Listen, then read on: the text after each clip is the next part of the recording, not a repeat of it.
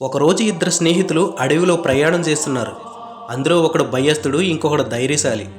కొంత దూరం ప్రయాణం చేసిన తర్వాత ధైర్యశాలి ఒక్కసారిగా ఆగిపోయాడు. ధైర్యవంతుడు ఎందుకు ఆగిపోయాడా అని భయస్థుడు అడిగేసరికి ధైర్యవంతుడు ఇలా అన్నాడు: మన రాకను గమనించిన ఒక పెద్ద పులి పొదల చోటున దాక్కుని ఉన్నది అన్నాడు. భయస్థుడు వెంటనే ఒక అడుగు వెనక్కి వేసి పారిపోదాం అన్నాడు.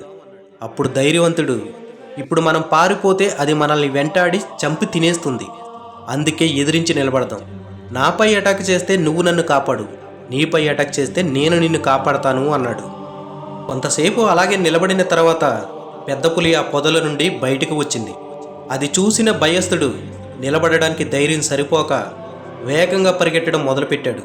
అదే అవకాశంగా తీసుకున్న పెద్ద పులి ధైర్యవంతుడిని వదిలేసి భయస్థుడిని అటాక్ చేయడానికి వాడి వెంట పరిగెట్టి వాడిని పట్టుకుని చంపి తినేసింది. ఆ ధైర్యవంతుడు మరియు భయస్థుడు ప్రతి మనిషిలోనూ జీవిస్తున్న ఇద్దరు వ్యక్తుల్లాంటి వాళ్ళు. ఆ అడవిలో ప్రయాణం నీ జీవిత ప్రయాణం. ఆ పెద్ద పులి నీ జీవితంలో వచ్చే సమస్యకు భయపడి పరిగెడతావా? ఆ సమస్య నిన్ను ఇంకా తరిమి నిన్ను చంపేస్తుంది.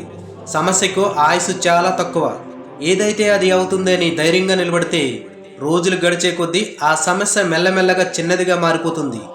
ఒకరోజు అర్జునుడు శ్రీకృష్ణుడితో ఇలా అన్నాడంట: నువ్వు ఒక సూక్తి గురించి చెప్పు, అది ఎలా ఉండాలి అంటే, ఈరోజు ఏడ్చేవాడికి నవ్వేలాగా ఉండాలి, ఈరోజు నవ్వేవాడికి బాధ కలిగేలాగా ఉండాలి అని.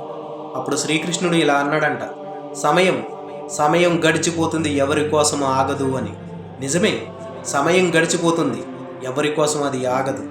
ఈరోజు ఎంతో ఆనందంగా ఉన్న వ్యక్తి కూడా రేపటి పరిస్థితి ఎలా ఉంటుందా అని భయపడతాడు.